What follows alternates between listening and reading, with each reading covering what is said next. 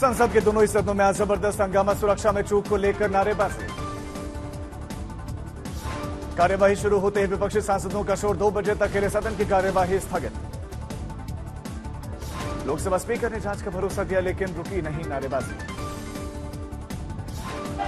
उस घटना को लेकर हम सब चिंतित हैं और संसद की सुरक्षा की जिम्मेदारी संसद सचिवालय की होती है। राज्यसभा में भी इस विषय पर हंगामा, बेल में आने को लेकर टीएमसी सांसद डेरेक ओब्रायन पूरे सत्र से निलंबित। रक्षा मंत्री राजनाथ सिंह ने कहा कि पास देने में सांसदों को रखनी चाहिए सतर्कता। सभी को सावधानी बरतने की आवश्यकता है ताकि जिनको भी हम पास देते हैं ऐसे व्यक्ति को पास न दिया जाए जो जाकर इस प्रकार की अराजक की स्थिति संसद भवन के अंदर पैदा कर दे। कांग्रेस नेता प्रमोद तिवारी ने कहा कि गृह मंत्रालय के लिए यह शर्मनाक विफलता है। विपक्षी तरफ से उठी आवाज, घटना की जांच के लिए बने संसदीय समिति संयुक्त। संसद की तरफ से जाने वाले तमाम रास्तों पर सुरक्षा सख्त, पुलिस और सीआरपीएफ की जबरदस्त तैनाती। संसद भवन सुरक्षा चूक मामले में बड़ी कार्रवाई, अब तक 3 बड़े फैसले। गृह मंत्रालय का फैसला, जांच के लिए उच्च स्तरीय कमेटी का गठन। संसदीय सचिवालय के 8 सुरक्षाकर्मी सस्पेंड। ये सुरक्षाकर्मी वहां पर तैनात थे जहां से आरोपियों की एंट्री हुई थी। दिल्ली पुलिस के सीनियर ऑफिसर संसद भवन में पहुंचे, पार्लियामेंट सिक्योरिटी के साथ बैठक। बेंगलुरु में कांग्रेस कार्यकर्ताओं का प्रदर्शन, बीजेपी सांसद प्रताप सिम्हा का विरोध किया गया। संसद की सुरक्षा में चूक को लेकर सियासी हलचल तेज, सत्ता और विपक्ष की जबरदस्त नारेबाजी। गठबंधन इंडिया ने बुलाई बैठक, सुरक्षा में चूक को लेकर चर्चा।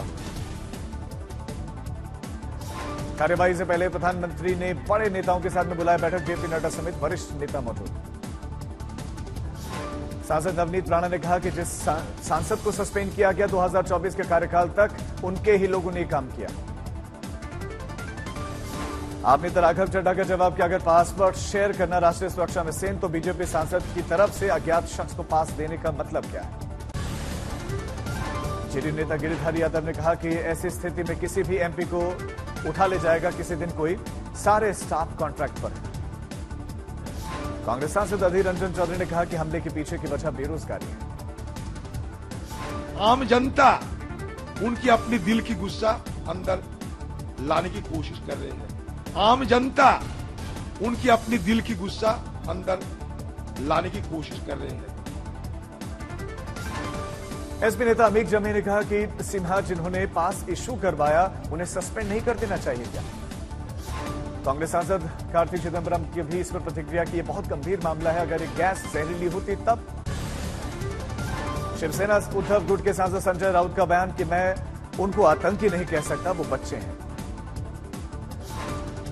2-4 लड़के घुस गए, मैं उनको टेररिस्ट नहीं कहूंगा, लेकिन अपने मार्ग से भूले भटके हुए लड़के हैं, इस देश के नागरिक है, बच्चे हैं, बेरोजगार है, इस देश के युवाओं की दिशा बदल रही है।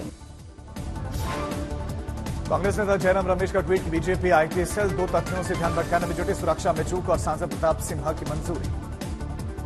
जयराम रमेश की मांग, दोनों ही सदनों में गृह मंत्री विस्तृत बयान दें और इस पर चर्चा हो। मनोज तिवारी के आरोप के इन बयानों से ऐसा महसूस होता है कि जैसे कि इसमें कांग्रेस लिप्त है। संसद में सुरक्षा को लेकर नए उपाय, दर्शक दीर्घा में लगेगी बॉडी स्कैन मशीन भी। सागर शर्मा के रिश्तेदारों ने कहा कि वो किराए पर चलाता था ई-रिक्शा, दोस्तों पर बरगलाने का लगाया आरोप। नीलम के फेसबुक पोस्ट में खुलासा हुआ, महिला कुश्ती खिलाड़ियों के धरने में शामिल हुई थी। नीलम आजाद ने जनवरी 2023 में मुख्यमंत्री मनोहर लाल खट्टर को भी चिट्ठी लिखी थी, कौशल रोजगार के तहत निकली भर्तियों में आरक्षण खत्म करने का विरोध किया। नीलम के पक्ष में जुटे किसान संगठन जींद में बुलाई गई बैठक। नीलम की मां ने कहा कि किसानों के साथ निकलेंगे दिल्ली के लिए। नीलम के भाई का बयान कि किसान आंदोलन के साथ भी जुड़ी हुई थी, छात्रों की आवाज बुलंद की थी। सूत्रों के मुताबिक मैसूर में मिले थे सभी आरोपी, मई जून में मुलाकात भी हुई थी। फरार आरोपी लल्लू झा की लोकेशन नीमराणा के पास गांव में मिली है। स्पेशल टीम के पहुंचने तक वहां से फरार। सिर्फ ललित झा की तलाश में जुटी है स्पेशल सेल की 2 टीमें। दिल्ली में पहली बार 500 इलेक्ट्रिक बसें एक साथ लॉन्च। दिल्ली के एलजी और सीएम ने दिखाई हरी झंडी। दिल्ली में अब इलेक्ट्रिक बसों की संख्या बढ़कर 1300। CCTV, light tracking, panic button समेत कई नई तकनीक से लैस है इलेक्ट्रिक बसें। राजकोट के गोंडल मार्केट यार्ड के पास में किसानों ने किया चक्का जाम। बड़ी संख्या में किसान सड़कों पर उतरे।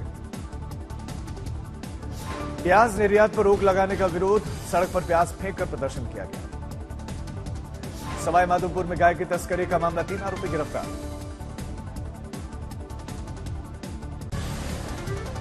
हरियाणा के जींद में प्रिंसिपल पर 142 छात्राओं के साथ यौन शोषण का आरोप, चार्जशीट दाखिल। यूपी के महाराजगंज में बेटी का अश्लील वीडियो देखकर बेहोश हुई मां, पीड़िता ने भी खाया जहर।